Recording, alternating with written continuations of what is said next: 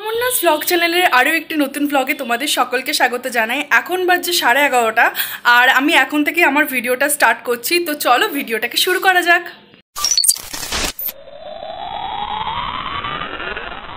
তো আমি নিচে এসে দেখি মা পেয়ারা গাছ থেকে পেয়ারাগুলো পাড়ছে। তো তার মধ্যে এ কটা এখনও অবধি হাতে এসে পৌঁছেছে আর এখনও পাড়ছিল। তো আমি দেখলাম মা যতক্ষণে গাছ থেকে পেয়ারা পাড়ছে ততক্ষণ একবার আমি রান্নাঘরে চলে যাই। তো যেরকম ভাবা সেরকম কাজ, আমি রান্নাঘরে চলে এসেছি। আর রান্নাঘরে এসে দেখি এই ছানার বড়াগুলোকে মা ভেজে রেখে গেছে। তো মা বলেছিল এগুলো একটা হালকা করে একটা কারির মতো করে দিতে। তো তাছাড়া আমি দেখলাম কড়াইয়ের মধ্যে আলু আর পটল ভাজা হচ্ছিল। এটা দিয়ে একটু চচ্চড়ি করার ইচ্ছা ছিল, অনেক দিন হলো চচ্চড়ি খাওয়া হয়নি। যখন ছোটোবেলায় ঠাম্মা প্রায় সময় চচ্চড়ি করে খাওয়াতো, আলুর চচ্চড়ি, আলু পটল বেগুন সমস্ত কিছু দিয়ে সর্ষে দিয়ে একটা চচ্চড়ি করে খাওয়াতো। তো সেটা খেতে আমার প্রচণ্ড ভালো লাগতো। আর বলতে বলতে দেখো আমার চচ্চড়ির এই আলু পটলটা কতটা ভাজা ভাজা হয়ে গেছে। আর এরপর দেখো এখানে আমি সর্ষে নিয়ে নিয়েছি যেটা অলরেডি বাটা আছে। এর ওপর হলুদ, একটু পরিমাণে চিনি, একটু লঙ্কা গুঁড়ো আর একটু সর্ষের তেল দিয়ে ভালো করে ওটাকে ফেটিয়ে নেব। তারপরে এই যে দেখতে পাচ্ছ আলু পটলটা তো প্রায় অর্ধেকের বেশি ভাজা ভাজা হয়ে গেছে। এইটার মধ্যে এই যে মিক্সচারটা আছে এটা ভালো করে একটু আমি তল ওপর করে মিক্স করে নেব। আর মিক্স করে নেওয়ার পর এই মিশ্রণটাকে আমি অল্প পরিমাণে দিয়ে দেবো আর ওপর থেকে অল্প পরিমাণে জল দিয়ে দিলেই জিনিসটা একদম খুব সুন্দর হয়ে যাবে। আর এই চচ্চড়ি খেতে না আমি যতটা ভালোবাসি আমার বাবাও খেতে ভালোবাসে, আমার ভাই মোটামুটি খায়, কিন্তু আমি আর আমার বাপি খেতে খুব ভালোবাসি। তো চলো এখানে মিশ্রণটা দিয়ে দিলাম আর এরপর ভালো করে নাড়াচাড়া করে নেব।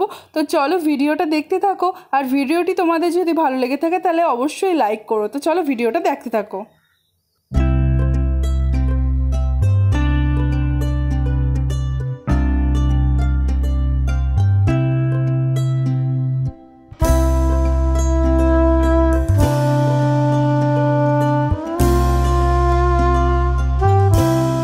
আর কিছুক্ষণ ফুটলেই চচ্চড়ি হয়ে যাবে। তো চচ্চড়ি ফুটুক ততক্ষণ আমি মা আর ভাই দেখছি বসে বসে গল্প করছে।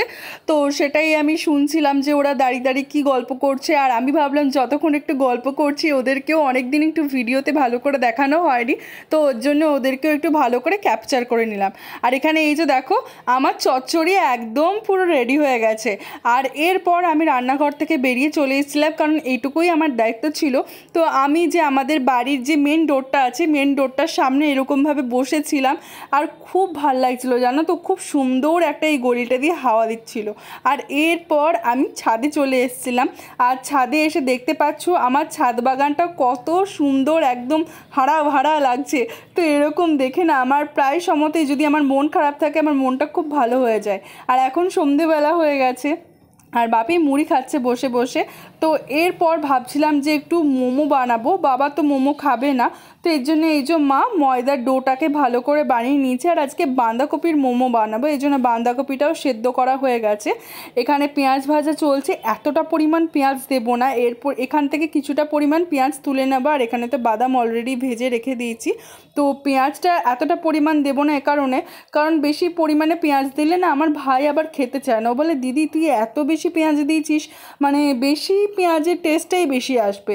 তো যাই হোক পেঁয়াজ অর্ধেকের বেশি পরিমাণ মোটামুটি তুলে নিয়েছি। আর এখানে দেখতে পাচ্ছ পেঁয়াজও একদম পুরো গোল্ডেন ব্রাউন করে যাকে বলে পুরো ভাজা হয়ে গেছে। তো আর এই পেঁয়াজটার মধ্যে আর একটা যেটা জিনিস আমি দিতে ভুলে গেছিলাম সেটা হচ্ছিলো রসুন কুচি। এই যে দেখতে পাচ্ছ অল্প পরিমাণে ওই যে সাদা সাদা যে অংশগুলো পড়ে আছে সেগুলো ছিল রসুন কুচি। এই রসুন কুচির টেস্টটা না মানে মুখে খুব সুন্দর লাগে, যখন একটু একটু করে মুখে পড়ে এত সুন্দর খেতে লাগে। আর এই রসুন দেওয়ার জন্য এত সুন্দর খাবারের টেস্টটাও পরিবর্তন হয়ে যায় যে ধারণার বাইরে। তো চলো এরপর বাঁধাকপিগুলোও দিয়ে দিই, কারণ রসুনটাও প্রায় হালকা পরিমাণে ভেজেছি, মানে মিনিমাম ধরো তোমাদের 2 থেকে 3 মিনিট রসুনটা ভাজলেই হয়ে যাবে। আর এরপর বাঁধাকপি দেওয়ার পর আমি ভালো করে নাড়াচাড়া করে নেবো। আর এর সাথে আমি অল্প অল্প পরিমাণে একটু সয়া সস, একটু চিলি সস আর একটু টমেটো সসগুলো দিয়ে একটু ভালো করে নাড়িয়ে নেবো। এইটুকু সস দিলেই হবে, 1 চামচ করে দিও। আমি সেই জায়গাটা ক্যাপচার করতে পারিনি। আর অল্প পরিমাণে স্বাদ মতো নুন আর চিনি দিও, ব্যাস তাহলেই তোমাদের ভেতরে মোমোর ভেতরে দেওয়ার পুরটা তো রেডি। আর আমি ওই যে বাদামগুলো ভেজে রেখেছিলাম সেই বাদামগুলো একটু গুঁড়ো গুঁড়ো করে এটার মধ্যে দিয়ে দিচ্ছি, তাহলে যখন মোমোটা খাবো ভেতরে মুখের মধ্যে একটু কুটকুট করে লাগবে, তো খেতে ভালো লাগবে। আর এখানে দেখতেই পাচ্ছ ময়দাটা যেটা মাখা রাখা ছিল সেটা এরকম করে লেচি করা হয়ে গেছে, আর এখানে বেলাও হয়ে গেছে। আর এরপর ভাই এগুলো পুরগুলো ভরে দেবে। তো মা একটু বাইরে গেছিলো, এর জন্যে ভাই আর আমি মিলেই জিনিসটাকে প্রিপেয়ার করেছি। মা যদিও অর্ধেকের বেশি করিয়ে জিনিসটাকে চাপিয়ে দিয়ে চলে গেছিলো, তো যাই হোক ভাই বললো যে আমি দিদিটা বানাবো। তো দেখতেই পাচ্ছ পুরটাকে দিয়ে দিচ্ছে, ও দিতে থাক। তো তোমরা অবশ্যই আমাকে জানিও যে তোমাদের আমার এই ভিডিওগুলো কেমন লাগছে। জানি তোমাদের অনেকের ভালো লাগছে, কিন্তু তোমরা অনেকজনাই কমেন্ট করো না ভিডিও দেখো। তো প্লিজ কমেন্ট করো, তোমরা কমেন্ট করলে আমারও খুব ভালো লাগবে ভিডিও বানাতে তোমাদের জন্য। আমারও ভেতর থেকে একটু এনার্জি আসবে যাকে বলে। তো যাই হোক, ভিডিওটি ভালো লেগে থাকলে অবশ্যই তোমরা লাইক করো, কমেন্ট করো, শেয়ার করো অ্যান্ড সাবস্ক্রাইব করো। আমি চেষ্টা করি তোমাদের জন্য যে যতটা সম্ভব আমার লাইফে ঘটে থাকা নিত্য নতুন দিনের যা ঘটছে সেটাই তোমাদের সাথে শেয়ার করা। তো আজকের ভিডিওটা এখানেই শেষ করলাম, দেখা হচ্ছে কালকে একটা নতুন ভ্লগ নিয়ে।